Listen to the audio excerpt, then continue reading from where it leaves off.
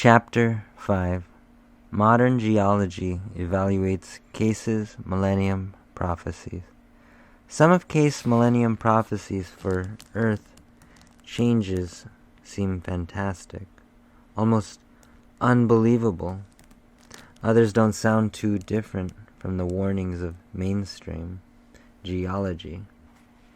And if we look carefully at the modern scientific understanding of the origins of the physical world, we discover the central role of cataclysmic changes, just the sort of changes Cayce indicated to be not only part of our distant past, but also our near future.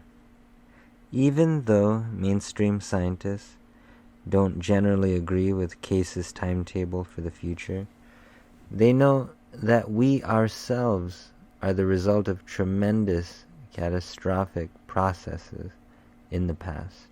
Simply put, we wouldn't be here today if there hadn't once been extraordinary cataclysms. Of course, that in no way provides evidence that immense changes are coming in the next few years, but it does call upon us to recognize just how necessary catastrophic change is to growth and evolution as we know it. For example, according to scientific wisdom, the granddaddy of all such events was the Big Bang, some 10 to 20 billion years ago. It set in motion the creation of the entire universe. Since the Big Bang, creation has continued on a grand scale with the formation and death of entire solar systems, and moving from the cosmic to the personal scale. The atoms of calcium within our bones and the iron in our blood were created within crucibles of stellar catastrophes.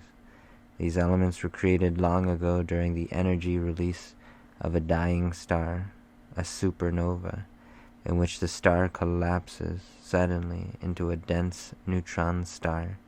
These supernova events each release the equivalent energy of the entire output of our own sun over its projected 10 billion year lifespan, all released in an event that lasts just seconds. Science tells us that all heavy atoms in the universe are created in such a way, then dispersed and made available for further creation. Our own physical bodies are, in fact, made from old star material sent drifting through space billions of years ago. Without such cataclysms, we couldn't be here today as physical beings. With that humbling view of history in mind, we can look at the Cayce Millennium prophecies in a bigger framework. As human beings living on this planet at the end of the 20th century, we are the end product of many, many cataclysmic changes. It seems reasonable to expect that more will be part of our future. Consulting an expert, it's a challenging task to correlate the predictions of Cayce about potential cataclysms to what mainstream science considers possible.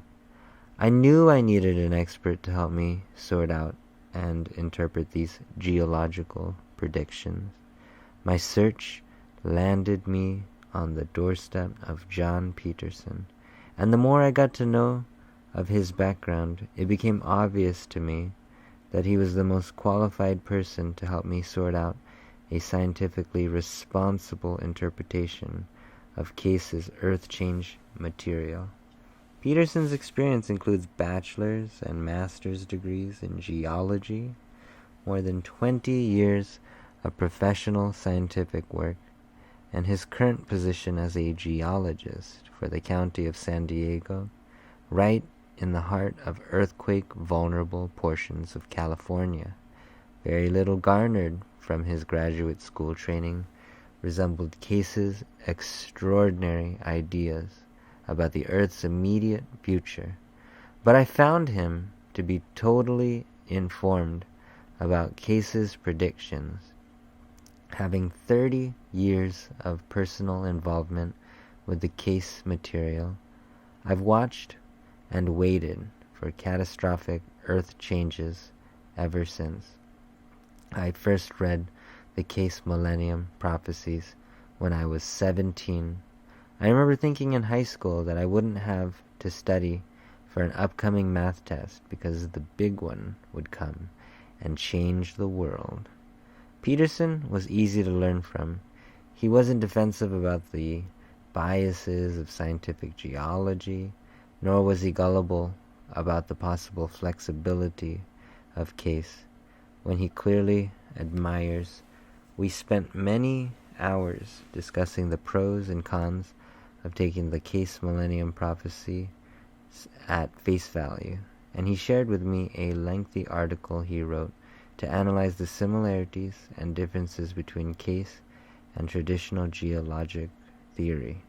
First, he reminded me that historically there is ample record of disastrous natural changes. Sometimes human beings have luckily been out of harm's way. Other times huge losses of life have resulted. Human history would not have proceeded as it has without many natural calamities. Some amazing statistics can be found in Catastrophic Episodes in Earth History by Claude C. Alberton, Jr. For example, floods have killed approximately 4.9 million people in the years 1642 to 1973 in one extraordinary devastating month.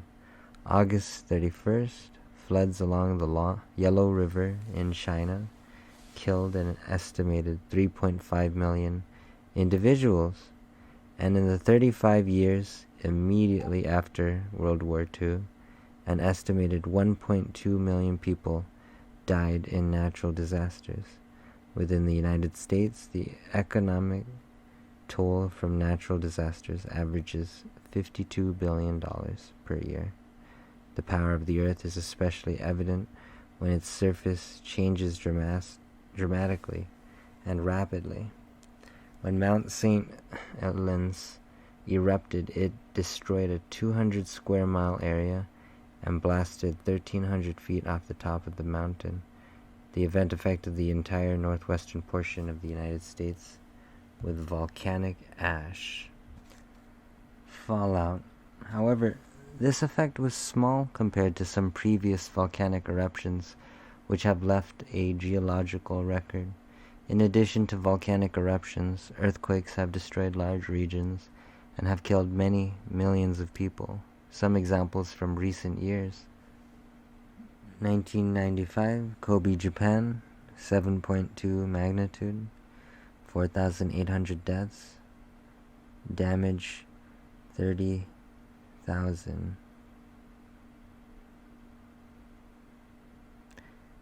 1994, Northridge, California, 6.8 magnitude, 61 deaths, 20,000 damages. 1993, Maharashtra, India, 6.4 magnitude, 30,000 deaths, 280 damages. 1990, Luzon, Philippines, 7.7 magnitude, 1621 deaths, 2,000 damages. 1990, Northwestern Iran, 7.7 magnitude, 40,000 deaths, 7,000 damages. 1989, San Francisco, 6.9 magnitude, 62 deaths, 6,000 damage. 1988, Northwest Armenia, 6.8 magnitude, 55,000 deaths, 14,000 damage. 1985, Mexico City, 8.1 magnitude, 4,200 deaths, 4,000 damage. 1976, Tangshan, China, 8.2 magnitude, 242,000 deaths, 1,600 damage. 1970, northern Peru, 7.7 magnitude, 66,794 deaths, 500 damage, in the millions. As frightening as those kinds of figures may be, earthquakes aren't the only killers. Seismic sea waves, commonly referred to as tidal waves, also have changed many lives and nations and destroyed many cities and regions. In the 1896 seismic sea wave that hit Sanrika, Japan, killed an estimated 26,000 people. When the volcano Krakatoa exploded in 1883 in the East Indies, it produced a sea wave 115 feet high, which washed away 165 villages and killed more than 36,000 people. That wave was recorded around the world and was even detected in the English Channel, although the Cayce prophecies don't specifically refer to seismic sea waves. They would undoubtedly play a big role if earthquakes occurred on the scale that he predicted. Pluto, plate tectonics. As we got into an analysis of the intricacies of how the Earth goes through major alterations, I realized that I had to learn the basics or relearn them, since I vaguely remembered having to memorize these details for high school Earth science tests. I had only an obscure notion of the mechanism behind tidal waves, volcanoes, and earthquakes, so I asked for more information. First, Peterson gave me a brief review of plate tectonics, or as Webster's New World Dictionary puts it, the study of the Earth's crustal structure and the forces that produce changes in it. Peterson explained that the surface of the Earth consists of 10 major segments, or plates, and many smaller ones. Plates are approximately 50 miles thick and span many thousands of square miles. In fact, the entire United States is but a portion of the North American plate, which extends from the middle of the Atlantic Ocean to the San Andreas Fault in California. These plates move about independently, and as they move, energy is stored and released, causing the Earth changes that affect us. 3 basic types of interface occur between Earth plates. 1. Collision as 2 plates strike each other. 2. Separation between 2 plates as they move away from each other. And 3. Horizontal movement between 2 plates as they slip past each other. He went on to describe how plate movement can generate many types of Earth changes. Some of the changes we might expect in the future include 1. Volcanic eruptions, 2. Earthquakes, and 3. Seismic sea waves, tidal waves. Volcanoes. Volcanoes can result when one plate is being pushed down under another plate. The energy produced when the plates slip past each other melts the surrounding rock, which then rises to the surface as molten lava, flowing from the volcano in Washington and Oregon. The Cascade Volcanoes, and notably Mount St. Helens, are familiar examples. These volcanoes were created by the downward movement of a small plate under the North American plate, and their periodic eruptions are evidence of continuing plate movement. Volcanic activity may also be caused by 2 plates moving apart. Hot melted rock, magma, flows up into the resulting gap between plates and rises to the surface. Volcanoes generated by this type of plate movement are restricted to certain zones on the Earth. For example, along the mid-Atlantic ridge, which divides the American plates from the African and Eurasian plates. This zone has a high number of active volcanoes. Those in Ireland are good examples. Here, the island is actually being split in 2, and new crust is continually being generated. One other cause of volcanoes can be observed in the Hawaiian Islands and Yellowstone National Park. These areas seem to be created by hot spots in the mantle of the Earth, that is, areas of intense heat within the Earth's mantle which are located under a moving plate.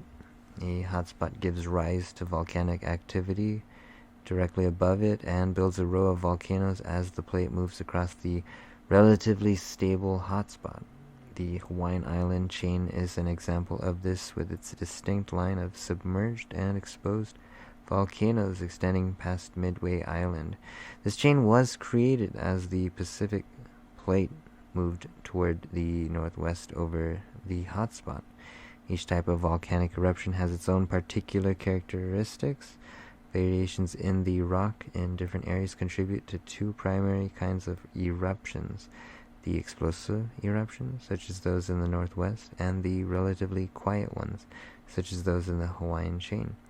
In the Hawaiian Islands, the melted rock that is extruded is more fluid and contains less vaporized water than the magma in the Pacific Northwest. The volcanoes in the Pacific Northwest are very dangerous for the surrounding population because of the explosive type of volcanic eruption. Mount St. Helena was an excellent example from recent history of what that explosive power can do. Earthquakes. One of the most violent earthquakes ever recorded in North America occurred 5:36 p.m. on Good Friday, March 27, 1964. By the time the earth had stopped shaking, an estimated 77,000 square miles of Alaska had been deformed.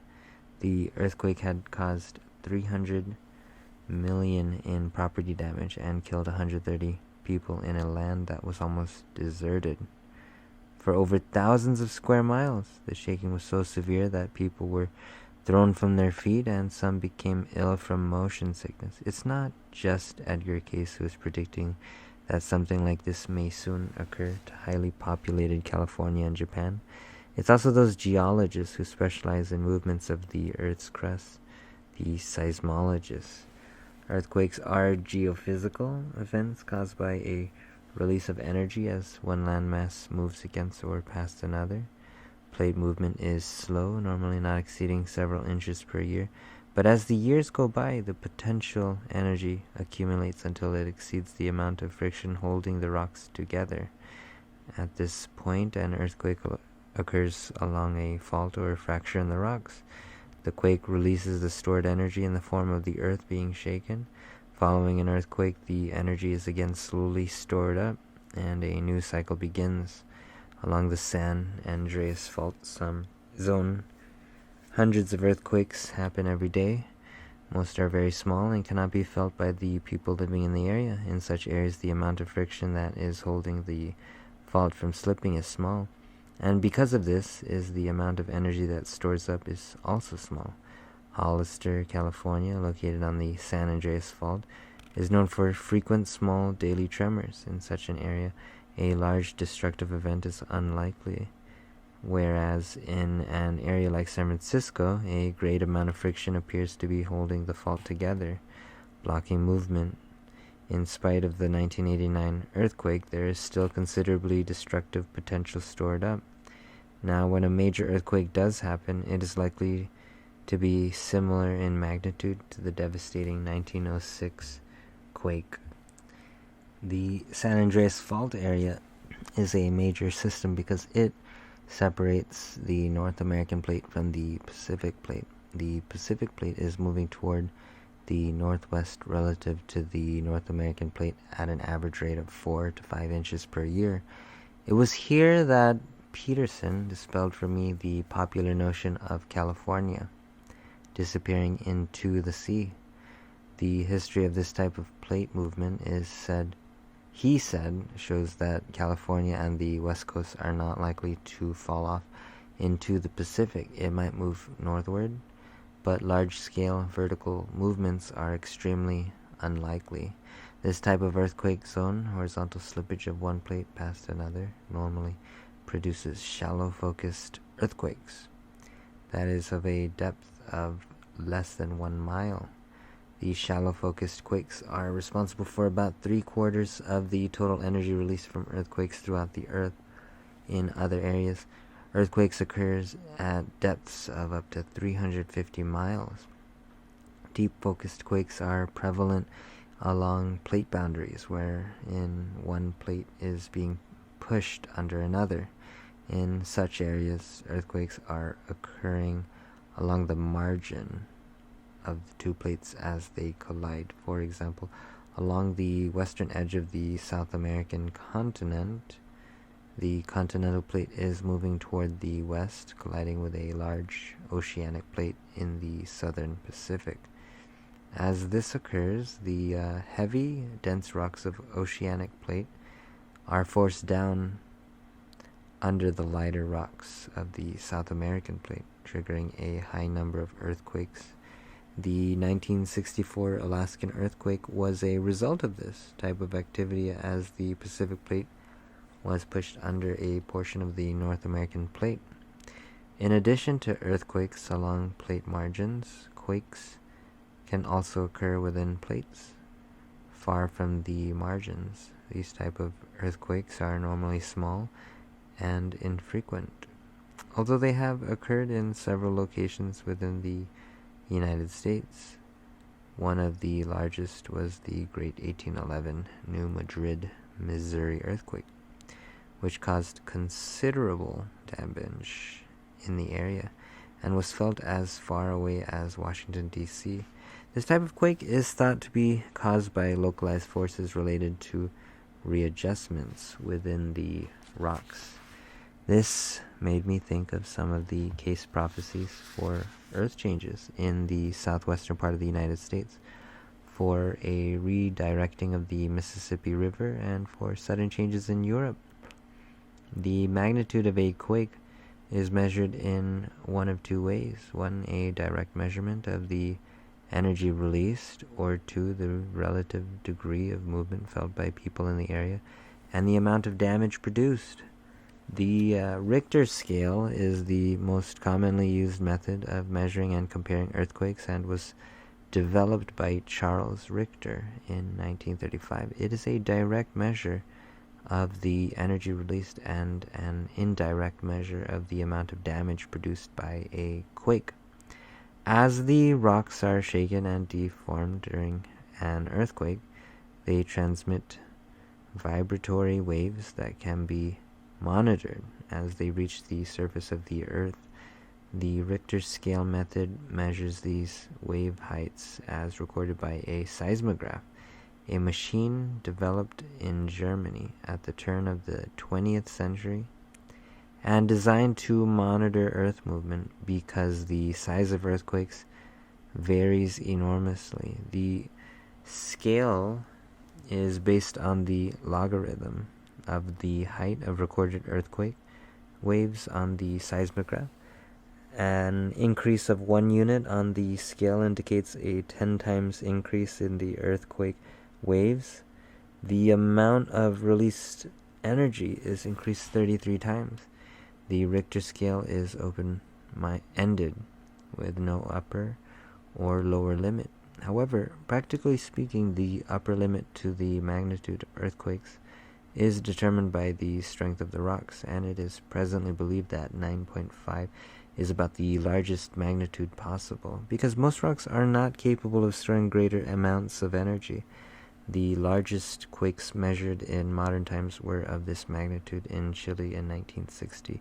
The magnitude of an earthquake is measured at its focal point, or epicenter, defined as the point on the Earth's surface directly above the initial point of movement. Normally, most damage is done at or around the epicenter, because this is the point closest to the energy release. Less and less damage occurs as you move farther from this point. Seismic sea waves. Seismic sea waves, or tidal waves, are an aspect of Earth changes that many students of the Cayce prophecies have overlooked. The term tidal wave, sometimes referred to by the Japanese word tsunami, is misleading because tides have nothing to do with this type of wave. Seismic sea waves are generated by a large pulse of energy, either from an earthquake, a large landslide, or a volcanic eruption. In everyday ocean movements, a typical wave's impact extends downward, no more than 100 feet. But with a seismic sea wave, the influence extends many thousands of feet below the surface. Because of this, the wave in the open ocean is normally only several feet high, but as it reaches shallow water, the energy becomes focused upward, causing the wave to grow higher. The largest seismic sea waves have been recorded at heights exceeding 150 feet. Just imagine standing on a beach and seeing an approaching wave as high as a 15-story office building.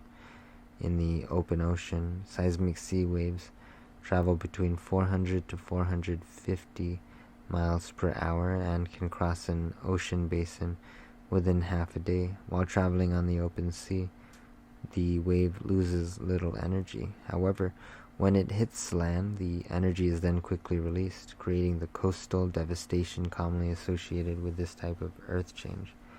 Even though a seismic sea wave might reach a peak of 100 feet or more, it usually doesn't travel very far inland. Damage is restricted to the extreme lowlands and river mouths. But think about all the dense population centers along coasts. A large seismic sea wave could have a tremendous impact on an entire country. Scientific probabilities of cataclysms. Modern geology and seismology know all about these destructive events. It's much harder to know the likelihoods and probabilities of their occurrence. I asked Peterson if mainstream science has any scenarios as catastrophic as many of the Cayce Millennium prophecies sound. He could think of only 2 situations that might cause worldwide havoc: a meteor impact and a special type of volcanic eruption called a collapse caldera. Consider, for example, the scientific speculation concerning the destruction of the dinosaurs from the impact of a meteor. Computer simulations of the impact of a 10-kilometer object indicate that the lofted dust would circle the Earth. The planet would become so dark that for a period of months you literally could not see your hand in front of your face. The lack of sunlight would halt photosynthesis, causing a catastrophic collapse of the food chain worldwide. This event would also produce extremely low global temperatures and would lead to the extinction of many species. It is probable that such events have occurred in the past and produced many extinctions, which have been left in the geological record. What's more, one has only to look at the surface of the moon to see such impact craters. The second potential cause is so-called collapse caldera, refers to a volcanic eruption so strong that a majority of the mountain is thrown up into the atmosphere. Following such an event, the mountain collapses in on itself, leaving a large hole. Crater Lake in Oregon is an example. The most impressive such eruption was in 1859 on Tambora, an island south of Borneo. It ejected 20 cubic miles of material into the atmosphere, 80 times the amount from Mount St. Helens. The resultant year without a summer included worldwide crop failures, a typhus epidemic throughout Europe, food riots in France, and thousands of starvation deaths. But even Tambora is small compared to what geologists know is possible. Approximately 75,000 years ago, the Toba caldera in Sumatra erupted with 10 times the power of the 1815 event. Seismologists, of course, know that Earth changes aren't merely a matter of waiting for one of these extraordinary events. There will be earthquakes every year, an estimated 12 million of them, about 100 of which are dangerous and disruptive to society.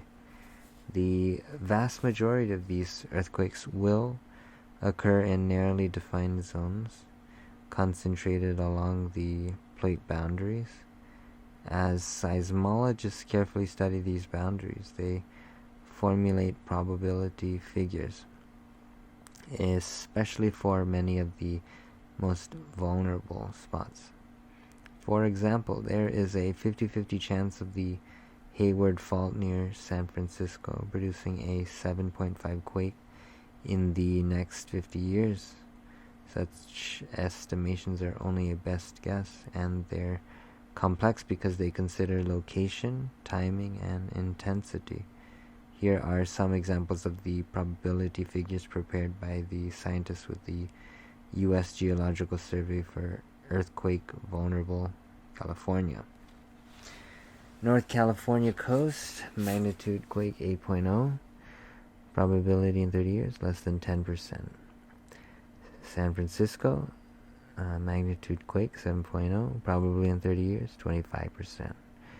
Just south of San Francisco, 7.0 magnitude quake, probably in 30 years, less than 5%. Parkfield, California, magnitude quake 6.0, probability in 30 years, greater than 90%. Coachella Valley, magnitude quake 7.5, probability in 30 years, 40%. Northern LA, 7.0 magnitude quake, probability in 30 years, greater than 60%. San Diego, 6.0 magnitude quake, probability in 30 years, less than 20%. The small probability listed for the area directly south of San Francisco is due to the energy release from recent quakes in that area. Many other vulnerable areas can be added to the list. For example, the western portions of Oregon and Washington state are the sites of converging plates and are susceptible to an earthquake as strong as the low to mid-9s. Although it is very difficult to calculate odds on that event, however, geologic evidence suggests major earthquake activity about every 400 years, and there has been none in the past 250 years. New Madrid, Missouri, near the convergence of Missouri, Arkansas, Kentucky, and Tennessee, experienced 3 extremely powerful earthquakes early in the 19th century, probably reaching at least 8.0 in magnitude. The probability of a 7.0 greater earthquake in the next 50 years is put at more than 20%. Local geological officials in Utah estimate that a 6.5 quake has a 20% chance of striking along the Wasatch Fault near Salt Lake City in the next 50 years. And there is a 50% chance of a 6.3 quake in eastern Massachusetts in the next 200 years. The odds for Japan are considerably more ominous. In the last 100 years, 16 earthquakes of magnitude 6.5 or greater have hit this nation. The islands of Honshu and Shikoku are especially vulnerable. In the next 20 years, the most vulnerable 20% of the landmass of Japan has a nearly 100% probability of another 6.5 or greater earthquake. The remaining 80% of the land areas range from 10 to 50% probability of such a quake in those same years. Assessing the Cayce prophecies, with all this background information clear in my mind, John Peterson and I turned our attention to the Cayce Earth change predictions. How likely were these events? I wanted to know. If viewed by mainstream geology, are they within the realm of possibility? Peterson first tried to emphasize a basic principle, the dynamic quality of the Earth. Our planet is thought to be 4.4 to 5 billion years old. However, the oldest known rocks are at most 3.7 billion years old. This means that all the Earth materials have been recycled as Mother Earth continues to move and live. He said, this will continue into the future, in spite of what some people believe. I'm of the opinion that the Earth's movements aren't to punish humanity for being bad. Mother Earth has to move to cleanse herself as she recycles all her materials. So Are we now at a time of such a major cleansing? I wondered. This question took us back to some of Peterson's own personal history as a student of the Cayce Millennium prophecies. In my late teenage years, having just discovered Cayce, I was sure that the Earth changes were imminent, and even years later, after finishing my graduate education in geology, I was still rather expectant that these catastrophes were coming. But as time passed and I became more and more familiar with seismology, I began to have some questions and doubts about what Cayce had said. My inner feelings indicated that there was an even bigger story than the interpretations of Cayce I had read. I had to go back and reread very carefully the 17 detailed readings that Cayce gave on the subject. First, Peterson found evidence that Cayce had some skill at clairvoyantly picking up geological trends and future events. He cited two examples. First was Cayce's prediction from April 1932 that Mount Etna would become active and serve as a kind of warning sign that world changes might be imminent. Mount Etna, located on the eastern flank of Sicily, is one of a number of large active volcanoes which exist in the Mediterranean Sea region. Peterson told me the plate tectonics in this region are very complex, with a number of small tectonic plates which are aggressively interacting caught between the Eurasian and African plates. Documented historic activity in Mount Etna goes all the way back to 1500 BC, when eruptions from the mountain drove the Sican tribe from eastern Sicily.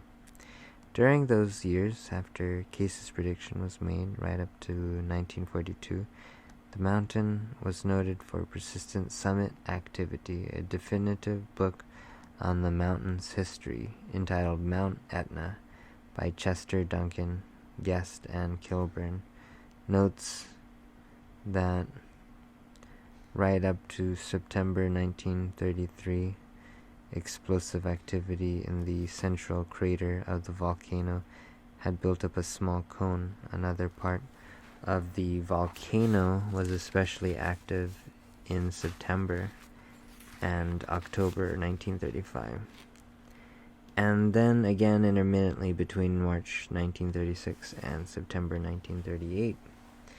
The central crater area then became active again between June 1939 and mid-1942.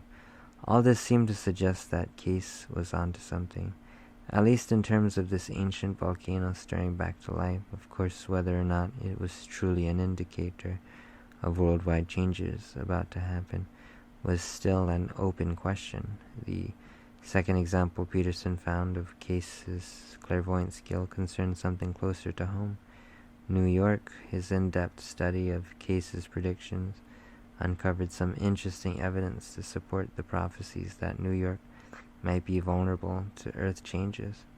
When asked in 1932 about the prospects of major Earth changes for North America, Cayce sounded an ominous warning for highly populated East Coast areas, although stating that they would eventually be felt through the country in a minor or major way. The greater change would be along the North Atlantic seaboard. Watch New York and Connecticut and the like.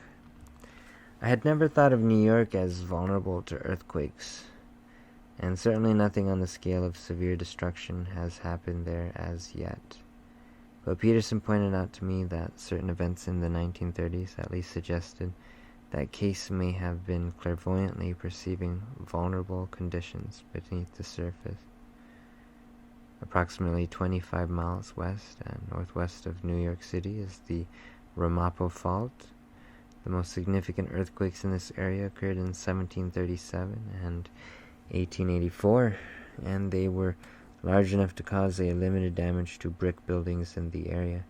More recently, between 1974 and 1983, 61 earthquakes were noted, the largest being only 3.0, however, but of special interest in a series of events on August 23rd, 1938. Multiple earthquakes occurred that day within a 4-hour period. The largest was 4.0 and produced only insignificant damage. However, this quite uncommon activity was just a few years after Cayce's prediction had called attention to the potential vulnerability of New York.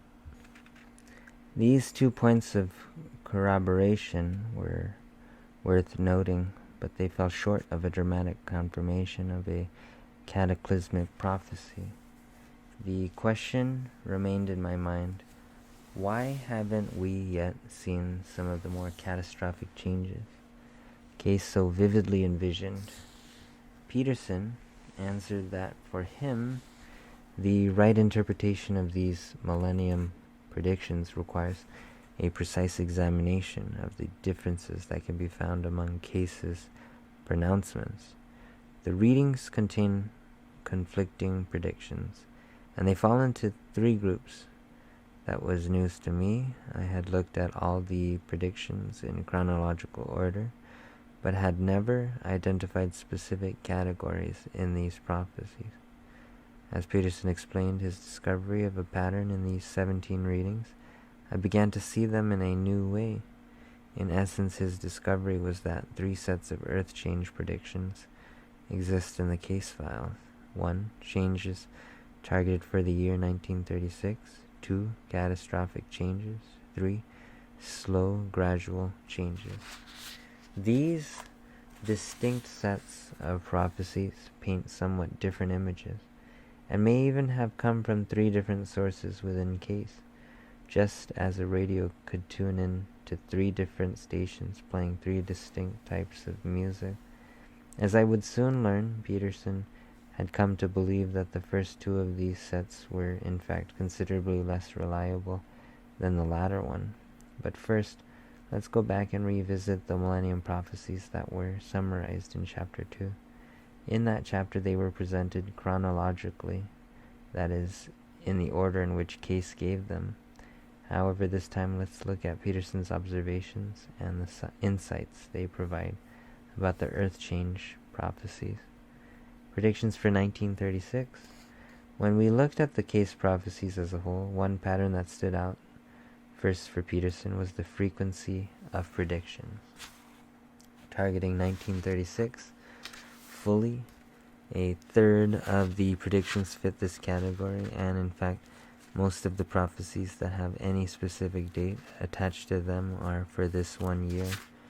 These readings were given between February 1932 and January 1936.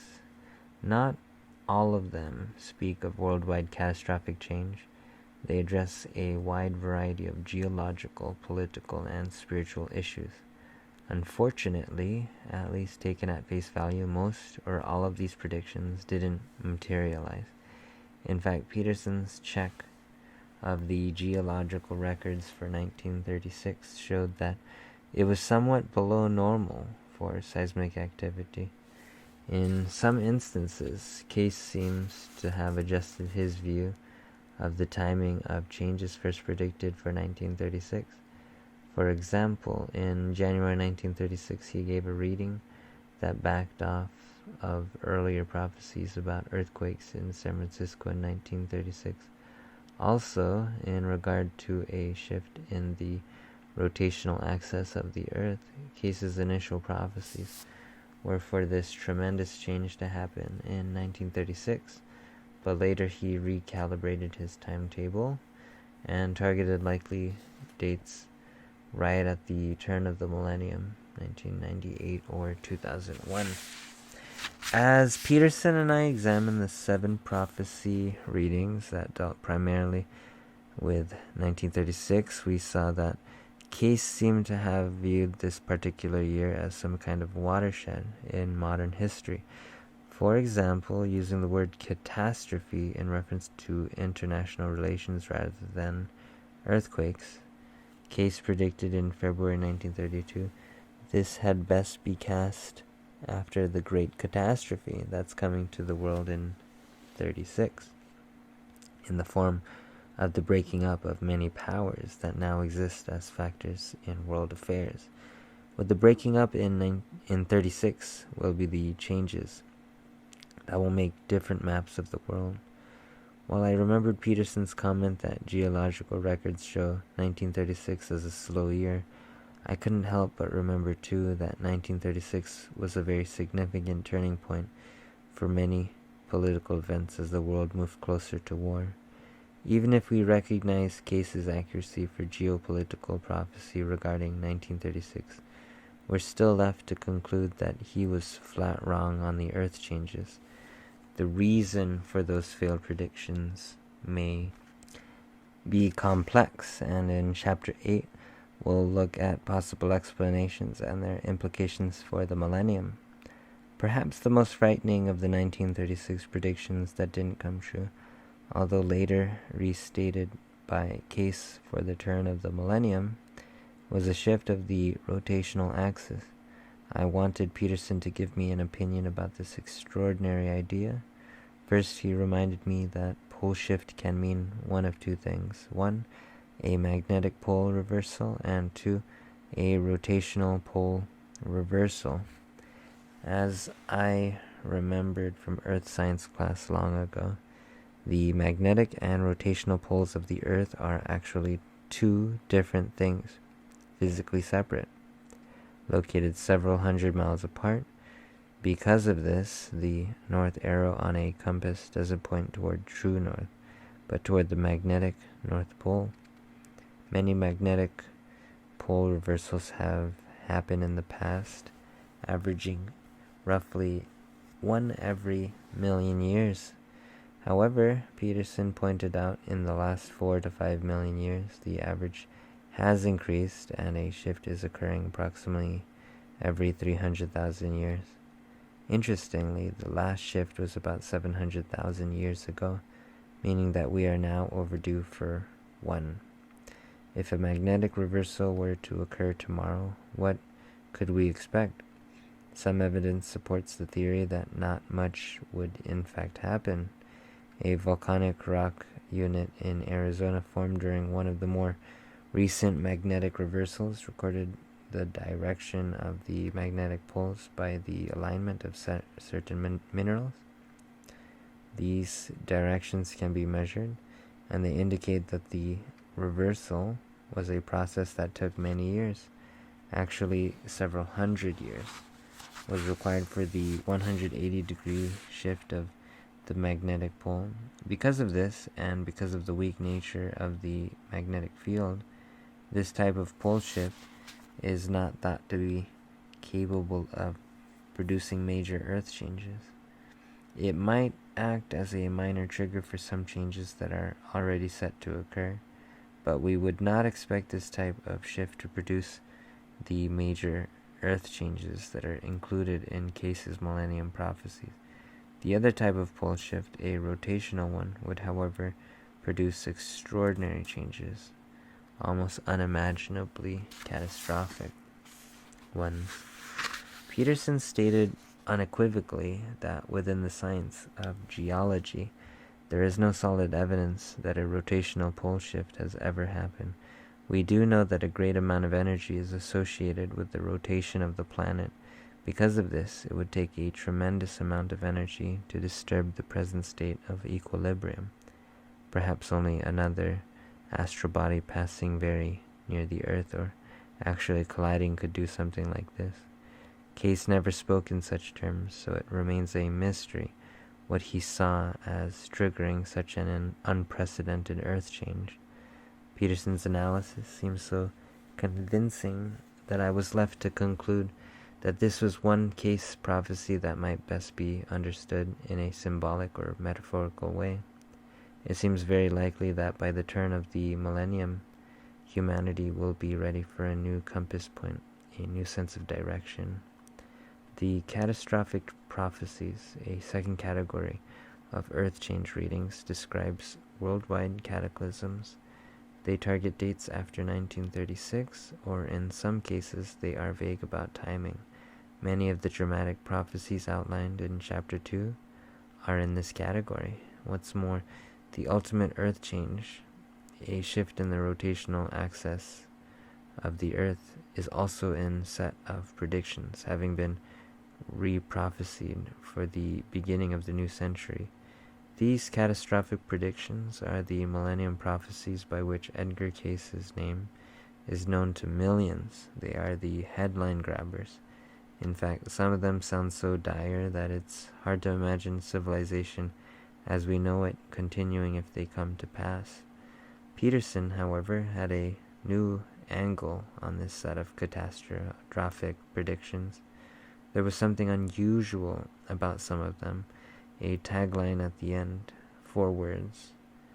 I, Halil, have spoken. At the conclusion of readings, such as 39:76 to 15, suggests something out of the ordinary. I was amazed that I had never noticed this. I felt like the oblivious constable in an Arthur Conan Doyle short story, with Peterson in the role of Sherlock Holmes, pointing out a clue that changed the shape of the mystery. I, Halil, have spoken. What did that mean?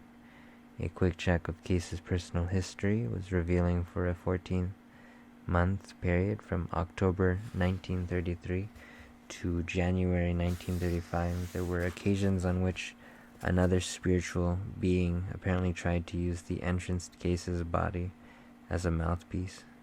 That being identified itself as Halil. This was in sharp contrast to the normal way in which Cayce's mind worked to give a reading, i.e. putting aside his waking conscious self and allowing his own superconscious mind to provide the information. While it was still just a very small percentage of the readings during these 14 months, nevertheless, it forced a very important decision point in Cayce's development as a visionary, clairvoyant, and seer. Halil requested the opportunity to become more or less the permanent source of Cayce's readings, but wouldn't or couldn't do so unless the conscious Edgar Cayce was willing. This created quite a controversy among Cayce's immediate helpers and supporters. Would it be a step forward to accept a being that claimed to be part of an invisible spiritual hierarchy? Finally, the decision was made. No. Cayce ultimately rejected Halil as his source.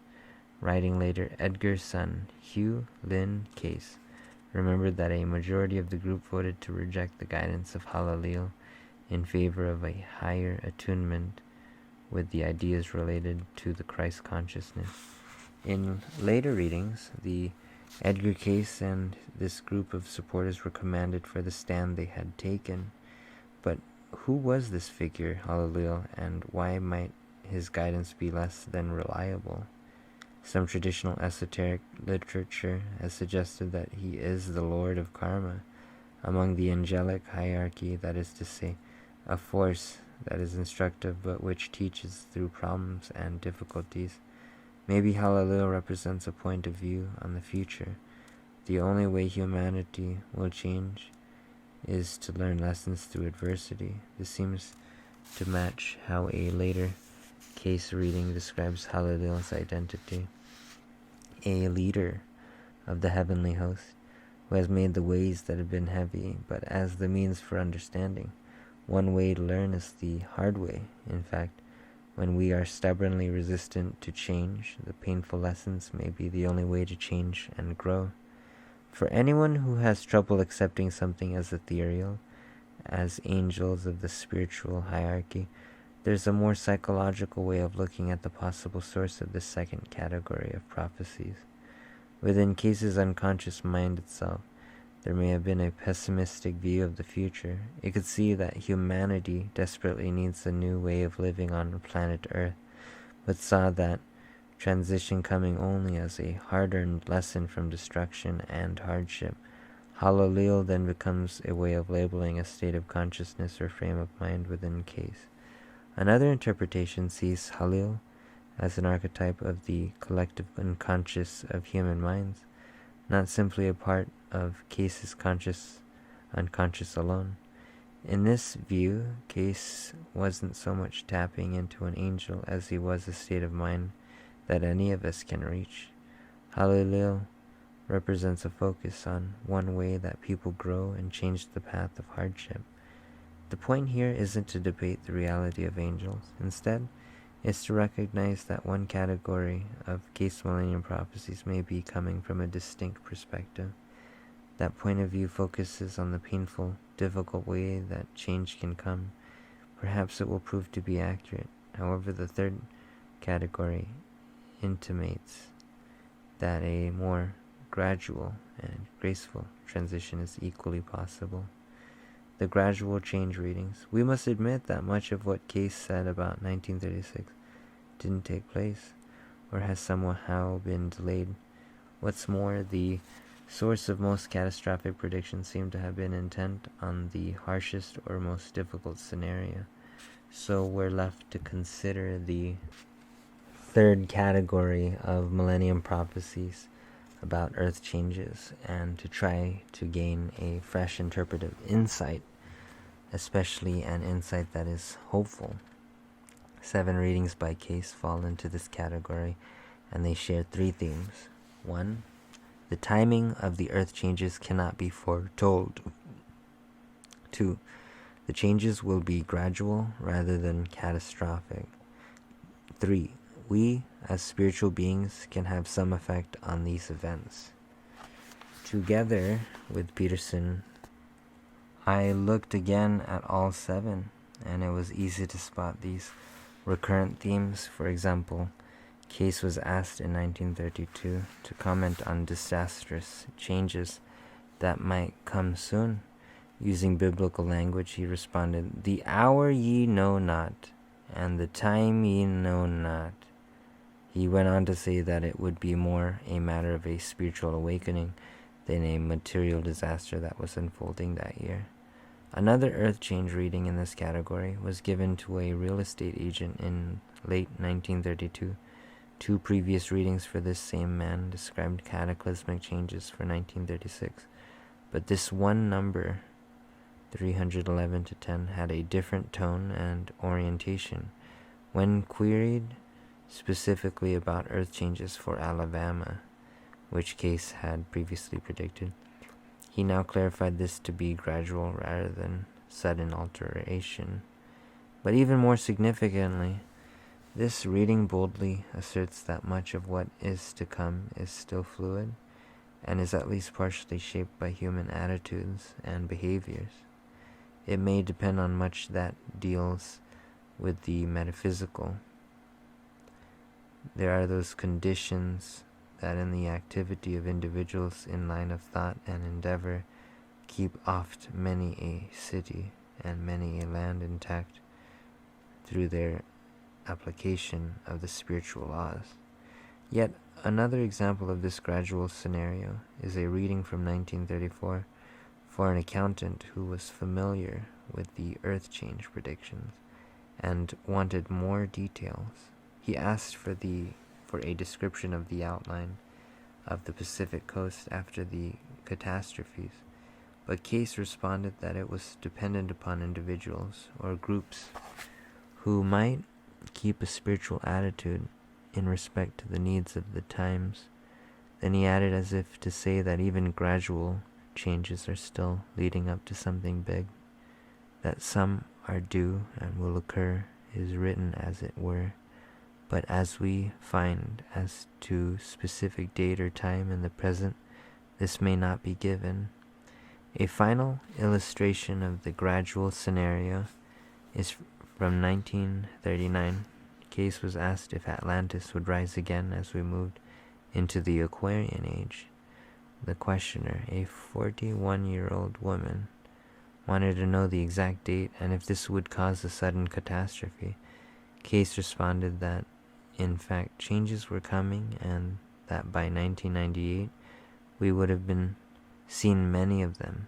But then he adds significantly, this is a gradual, not a cataclysmic activity in the experience of the earth in this period. By Peterson's own admission, these readings forced me to change my interpretation of earth changes.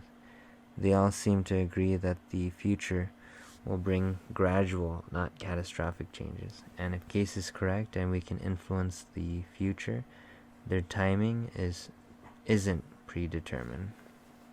As we talked about this further, he went on to share with me one concern that he has about this line of reasoning. It contains the potential for becoming rather unscientific, for assuming a little bit too much about humanity's control over the planet. On the one hand, Peterson is aware of supportive parapsychological research in psychokinesis, i.e. mind over matter, which lends some credence to the notion that human thought, especially mass thought, could have a physical impact. But at the same time, he cautioned me about overreaching, reminding me of a point he had made before. Ultimately, the reason Mother Earth moves is to cleanse herself and recycle her materials. That line of reasoning made a lot of sense to me, while not losing sight of the remarkable parallel prophecies of earth changes found in Cayce's readings, and so many other traditions. The trick is to integrate the best of modern science with the best of clairvoyant warnings. Ultimately, we need to work on making a healthy relationship with the earth, plan prudently, and be ready to cooperate if earth changes happen. A geologist's conclusions. What then is the bottom line for this professional geologist who has worked diligently to compare the knowledge base of his profession with the clairvoyant material of Cayce, whom he respects? First, he has found many similarities, including troubled, vulnerable lands on the west coast of America and relatively safe lands in the northerly Midwest region. However, there are differences too. The science of geology does not support the possibility of the submergence of the west coast of America, as was indicated in Cayce's 1936 dream. In geological terms, it is virtually impossible for the large area that includes the Sierra Nevada, the Rocky Mountains, and the Colorado Plateau to sink thousands of feet in a short time. These areas have been rising slowly for millions of years, and for them to sink thousands of feet in several years is highly unlikely. So what can we expect just ahead? If the key to the future lies in the events of the past, we can expect more earthquakes and volcanic eruptions in the areas in which they have already occurred. It's likely that one or more major earthquakes will shake California. The same holds true for other regions we now recognize as earthquake vulnerable. Time may eventually show a significant increase in such activity in the decades just ahead, beyond the statistical probabilities that geology has formulated for now. All we can do is wait and be prepared. For Peterson, the Cayce Millennium prophecies that indicate a gradual transformation are more convincing than those that suggest widespread catastrophe in the immediate future. No doubt that scenario also makes it easier to envision how we could make positive transformations culturally and socially as we move into the new millennium. Worldwide devastation is hardly the formula for a creative uplifting of civilization. Finally, turning from geologist to philosopher, Peterson concluded his remarks to me with these words: "Preparing for the future may be very important, but it's equally important to live our lives to the fullest now. If we do the best we know to do today, tomorrow will take care of itself."